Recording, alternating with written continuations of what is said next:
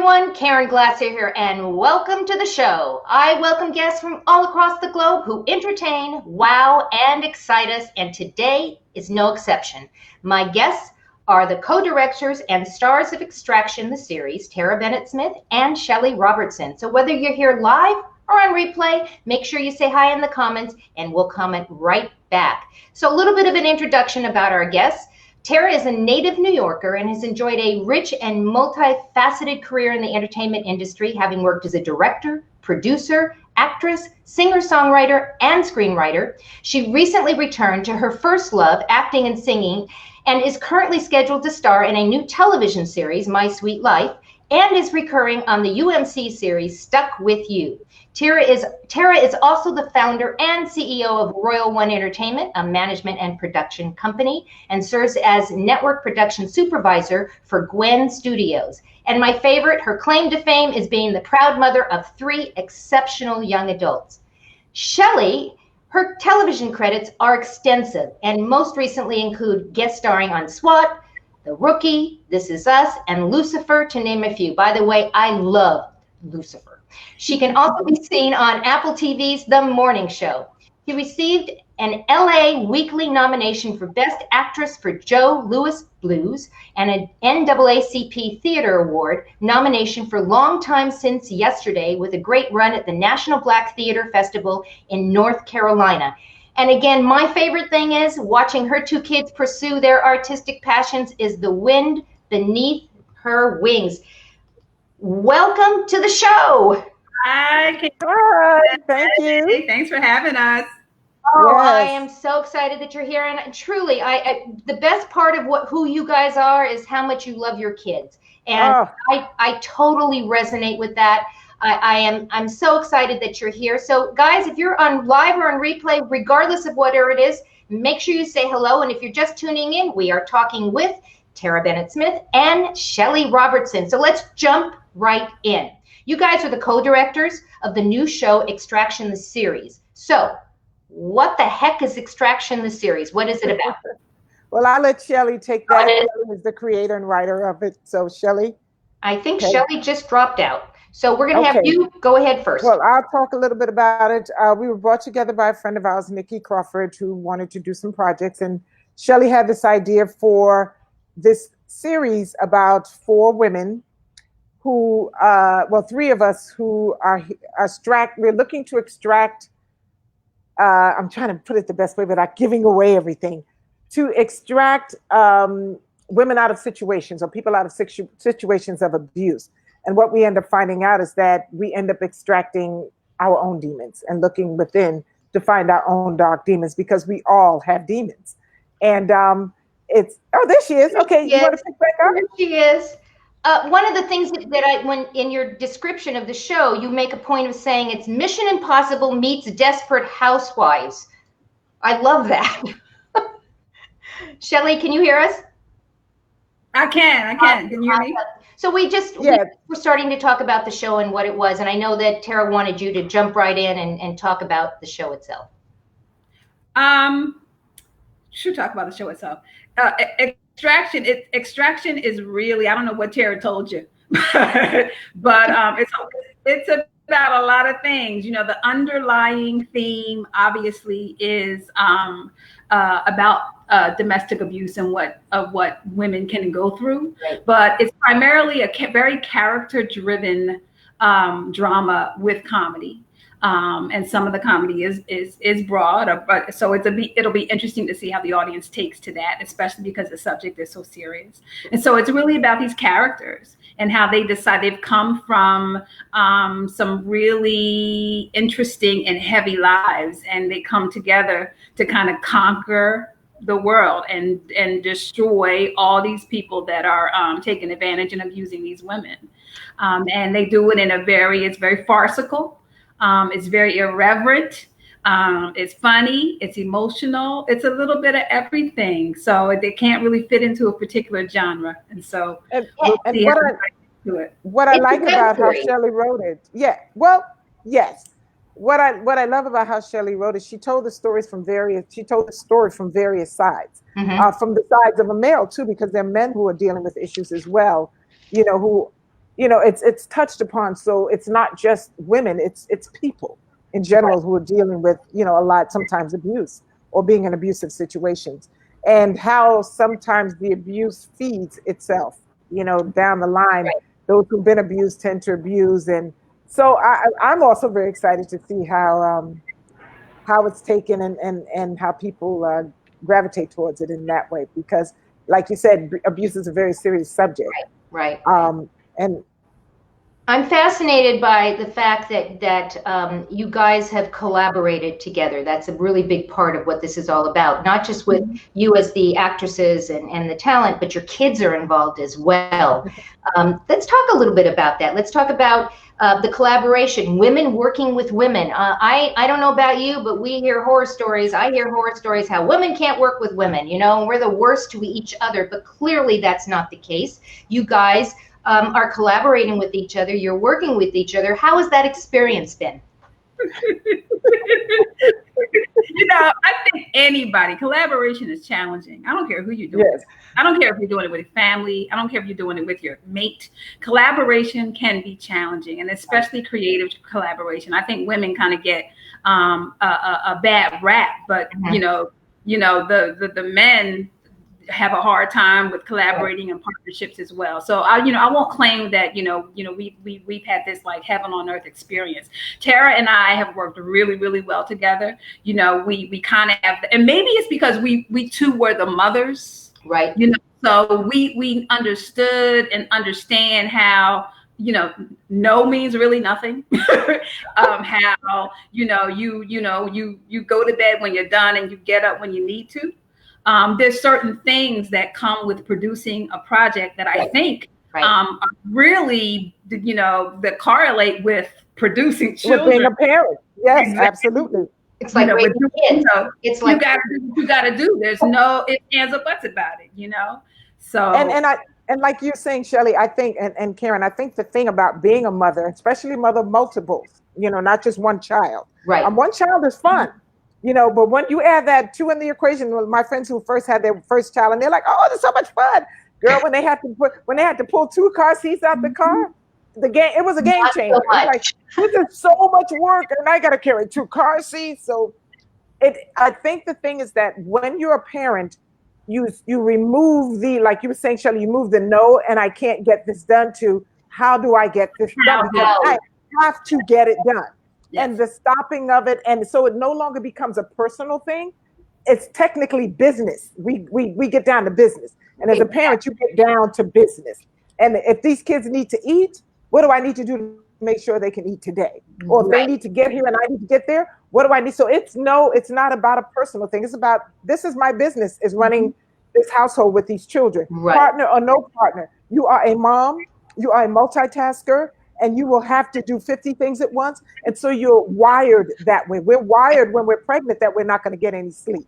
It happens. And you're not just acting in the show. You are co-directing this. And producers on it. Created and wrote it. And like, at the 5th hour, we've raised, I hate to say it, but I love to say it. Our kids are so, like, my son showed up when we needed guys to lift the furniture. And they, helped with the truck and lifting the furniture. Then Shelley's daughter showed up. She was the first AD. Phenomenal. She's a little tiny, petite little thing. And she had me scared. She had me scared some days because she wasn't playing. And then when we had some challenges getting the music finished, she's like, let me check with my son.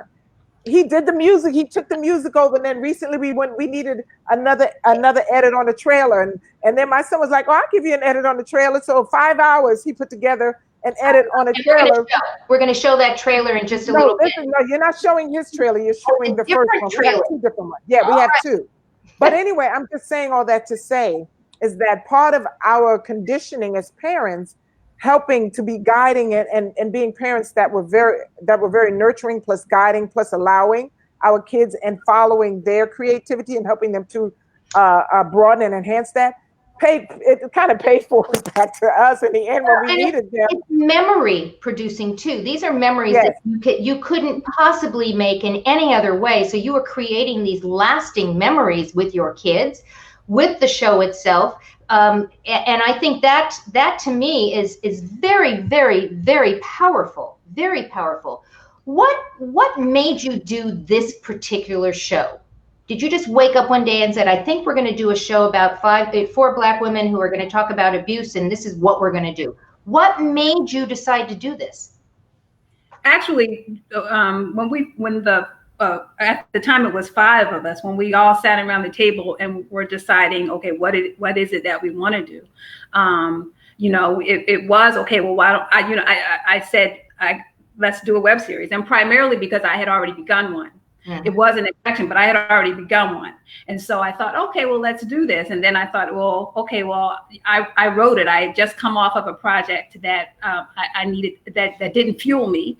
And so I thought, okay, well, I'll write it. And I had an idea based off of an old childhood friend that that part of what she does, part of her passion is helping women get out of abusive relationships. And I had been watching her journey for years on social media. And, watching, her talk about, okay, I forget what she calls it, but it's like, another butterfly wants to leave the nest. And so to figure out what we have to, and it's just watching her, and it just inspired me. And so I decided to write that. And now when I wrote it, I had already written something else. And my daughter is a writer. So she's a great first AD, but she's a writer. and she's a great writer. And so I gave it to her to read. And she loved the other one. And so when we came together again, we ended up reading them both. And the ladies loved the other one too, as well as action. So I incorporated them both into one. And so that's kind of how it came to be. I'd like to play the trailer. I'd like people to see what this is all about. I'm going to pop the show right into our screen that we're in right now. And let's take a watch. Good.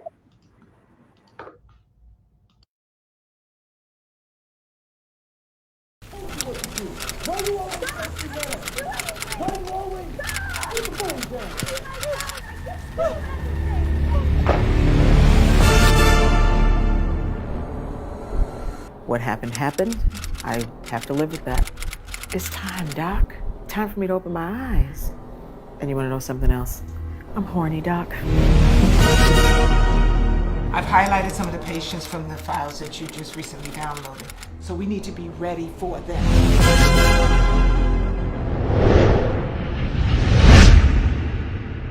Let's review this file, bitches. We are not bitches. Damn it! Oh, hell no.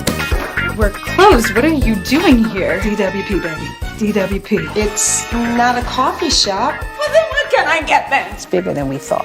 Doctors, politicians. Crazy bitch. Oh, she's not a bitch. I think you should just get over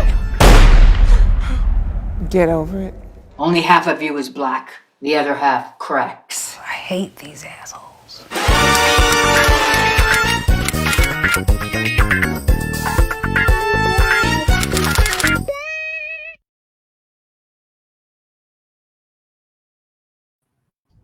Well, I chuckle every time I see that. I think we lost Shelley. She'll be back. I chuckle every time we see that. I've watched it over and over and over again, especially the phrase, we're not bitches. I love that. Because again, going back to the whole woman thing, we tend to be called bitches, when we're assertive and doing what we're doing. And I think Shelley is going to join us in a second, and she's back. I'm back. My dearest friends, am I muted still? No, you're good. You're good. Okay. That's her word, bitches. That she loves to call people bitches. And so with her, she's been doing this for 100 years. Yeah, bitch. That's my bitch. So that's her thing. So it's kind of when I was talking to her the other day, I started laughing. I was like, that's Renee's character for sure. But you wanted to ask Shelley about it, about the term, about her Caren. No, I was saying that I really enjoyed the trailer. It made me chuckle. I've watched it multiple times as I was getting ready for the show. And I just love the whole idea that, we call each other, we're not bitches. And that is several times in that trailer is the word comes up. And it's how as women, sometimes we are perceived, maybe not just sometimes, but as assertive and aggressive and all that other, we must be a bitch. But then, of course, it's not always a negative. It can almost be endearing, right? Yeah. But my girlfriend is definitely endearing. Yeah, that's how Renee means it. At the same time, she doesn't, because when she's she's calling everybody a bitch. Right. The people she likes, the people she doesn't. So it's interesting, because I know people that utilize that word a lot too, but every time I hear it at me, it affects me, and not in a good way. Right. So, and I agree. And when I hear it negatively, even though I know that sometimes it is not said as a negative, but I hear it negative, and I don't know why that is exactly, but definitely. If you're just tuning in, guys, we are talking with Terrah Bennett Smith and Shelley Robertson about their new web TV series that is going to be launching and coming live on Friday. We'll talk a little bit about that in a second. So the next question I really want to ask you guys is, why do you do what you do? Why did you become actors and actresses? And why did you decide to sing? And why did you decide to become a director and a producer? Why do you do what you do? Terrah, you want to go first? Yeah, I think mine was kind of a trajectory of following, just because my mother wanted to keep us busy. Am I the only one here? You are the only one there. Oh, okay. I thought everyone went away. One of the reasons was, growing up in New York, we were always involved in the arts. That's a way to keep us busy and off the streets. So one thing kind of followed the other. You went from just doing it because it was important to keep you busy. Then you do it because you start to, I really love this. Then you do it because you move from just doing small theater to television. That become exciting. Then it's a career. Then for me, the career became, I love acting and singing, but I also want to kind of feel like what is behind the camera. And my behind the camera happened because I wanted a little more control over my life. And not to have to be at the mercy of whenever other producers decide that I am or am not right for something. And it changed who I became as a person and as an artist, because when I was busy working on my own things, when I walked into the room, there was no longer this care I care, of course, whether you hire me or not, but I come in with a different energy because I knew that I had other things to do. Kind of like when you become a parent, your priorities shift a little bit. And yeah, I can stay here for this audition, but not if my kids are really hungry and you're taking your time. I got to go deal with them. So it's kind of, it became the same thing as far as, and then I could do projects that mattered to me. I like to do projects with a purpose. That's what I call it.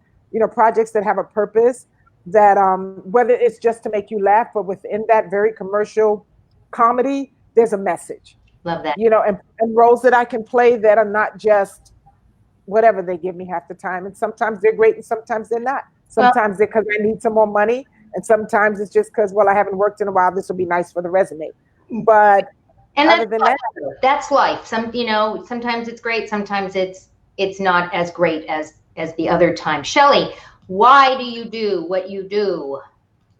Why do I do what I do? My family, actually, I come from a performing family.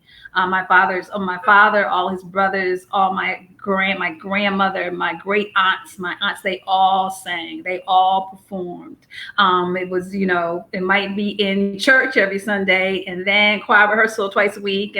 But it was, I come from a very performing family. They had gospel groups, and they went on tour when they were younger, before I was born. And so it was definitely in the blood, but I wasn't really raised to think that I could do that it was viable. So, I went to college. I went to Emory University in Atlanta. I got a degree in political science. I was working in state government, and I was working in city government in Atlanta, Georgia, and decided to do some modeling because I thought I could make some extra money. And I was working on my master's degree at Georgia State in public administration. Yeah. And I ended up getting an agent that I didn't know was really a television and film agent. Oh. And he started sending me out.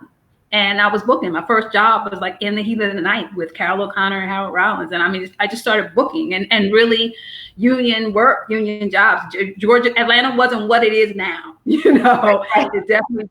I was a big fish in a little pond when I decided to you know, I eventually was making more money at that than I was in my job, and so decided, you know, this is really what I want to do. So wow. I'm gonna do that, yeah. So I'm curious. I want to ask both of you. Do you have a favorite role that you were in, but that you'd look back and you go, that was my favorite thing that I've ever done? Yeah, I actually have a couple, but I think mine. I have a favorite role and a favorite experience. Okay. And I think the role, was when I did this musical in Connecticut. And it was nothing but I got to play Tina Turner. And I realized how much we had in common because I didn't even have to study her at all. And so that for me was the best. But I think my favorite time was when I first did Broadway. Well, Kimberly says you have done it well. Shelley? Thank you, Kimberly. Thank you, Kim. So what's your favorite role? What is your favorite? Kim and I went to college together. Hey, Kim. Yeah. So I would say, and Shelley has done one, please. Anyway, for me, I think my first great experience was when I first did Broadway. That was like, whoa. And then I didn't really like it after that because it took up my whole week. And nothing, it was just me. It was like, you mean I got to do a show every day except Monday? So the idea was cute, but the idea wasn't cute because I couldn't do anything but a show. It sounded like a good idea at the time, and that the actuality of it, not so much. Yes, what is your favorite thing that you've done? Your favorite role, your favorite thing that you've done? You know, it's interesting that this is my favorite because it was actually also my hardest. Mm-hmm. My daughter was 10 months old. I pretty much, you know, just got married. So it was in a new marriage with a 10-month-old. I was breastfeeding. Breastfeeding was not the in thing at that time, 25 years ago, like it is now. And I got this gig. You know, we had just got the word that my husband's father had cancer, terminal. My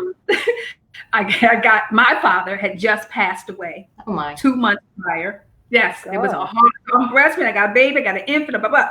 And I got, you know, a lead in a movie of the week called The Ditch Digger's Daughters, starring Carl Lumbly, Victoria Dillard. It was right after Set It Off for Kimberly Elise. I was playing the oldest sister. Kimberly Elise was the younger sister. It was Monica Calhoun. It was a cast of these of really, really great artists. And we were in North Carolina for about 3 weeks doing this. And I was literally, my whole family went, I was breastfeeding. So there were times on set when, I don't know if you breastfed, but there were after a 12, 13-hour day when I would say to them, I have to go pump. And at that time, they were like, pump? What you talking about? I'm like, I have to go. You know what I mean? So it was the hardest experience, but it was an amazing experience because out of it, I saw how all of it was everything that I was going through was so necessary for the role. I didn't have to work hard. Really, I didn't have to. Everything was right. You know, it was a story about this father that had these 5 daughters, and he was a ditch digger, and he wanted them all to be doctors. It was a true story. He wanted them all to be doctors. And so he was hard on them, and they all became doctors except me. And then the Kimberly Elise character, they went ahead. It was a fascinating story. And then he passes away in the story. So with all this stuff that was going on in my life, went into this piece. And so it was. I still look back on that as. Granted, it was a lead. So and I've done a lot of guest stars, but that was my first lead, and it was probably my only lead on television. Character building. It sounds like it was character building as well. It was amazing. It was an amazing experience. It truly was. Wow. But go ahead. No, I just want to say, I also think it's just a testament to, you know, when it's a decision to do what you love to do. And because sometimes people, unfortunately, I know people who've put off having children because they feel like it's just something that they want to wait until something happens with a career, something happens with this. Right. And you don't have to do that. Yeah, will it be a little challenging as life is? Yes. But I think that, you know, like Shelley and myself, and I'm sure we found ways to manage, and a whole lot of other women, we find ways to manage it. Absolutely. You know, so that we can continue on with what we're doing. And I think it also teaches your children something, you know, it it services them in a way, you know. Good role model. Anyway, we become role models and show our kids that they can do anything that they want to do if they just put their mind, body, and soul into it. Exactly. We've been talking about the show that's going to go live on Friday. I want to put this up into the screen. It premieres on Friday at 6 p.m. That's Pacific Standard Time, guys. Yes, it is. So as you're watching, whether it is live or replay, you're going to notice a link that just populated over in the comments. All you have to do is click on that and it'll take you over to the show where you can watch it on Friday. And I'm going to go back out. And I want to let people know how they can get in touch with you guys. And so I'm going to be giving some Instagram and some Facebook and Twitter things out. So first, for Extraction, for those who would like to, and I encourage you to do this, go check out the Extraction, the series on the Instagram.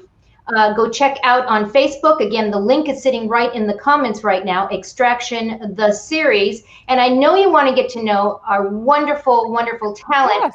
And so I'm going to go ahead and show you how to get in touch with Shelley over on Instagram. I am Shelley Robertson. And on Facebook, you can also find her there at Shelley Robertson. Just type in her name. And finally, on Twitter, if you happen to be tweeters, you can go over to @RShellRay and find her there. And Terrah, not to forget you, we love you. Don't forget me. We have Instagram for you. So go follow Terrah on Instagram, the Terrah Bennett Smith.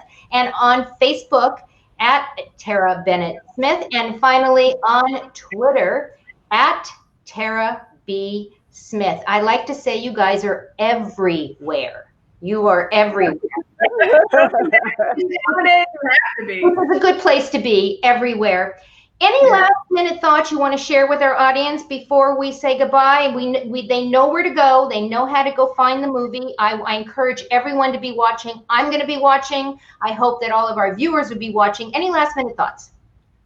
My last minute thought is thank you again for having us. And we really, you know, as women, we would really, just as people in general, but we really would appreciate your support and, you know, to support us and go out there and share. And good. The message in the series is great. It looks beautiful. And we could use all the support that you are willing to offer. Share the page and share with your friends. And it's also on YouTube, right? It's also going to go it'll be on YouTube. Yes. So I don't have that link here. Series on YouTube as well. Okay, and I don't have that link here. So after the show, we'll grab that link and I'll put that in the comments as well, so people can go watch it there as well if that's where they choose to go play. Shelley, any last minute thoughts? Again, like Terrah said, thank you so much, Caren, for having us, and thank you everybody that's supported this project. You know, for the cast and the crew, and people that have answered late night calls, people that have patted us on the back, people that have given us all kind of advice. You know, it takes a village to filmmaking is not easy, and it takes a village to really kind of do it and to bring something to life.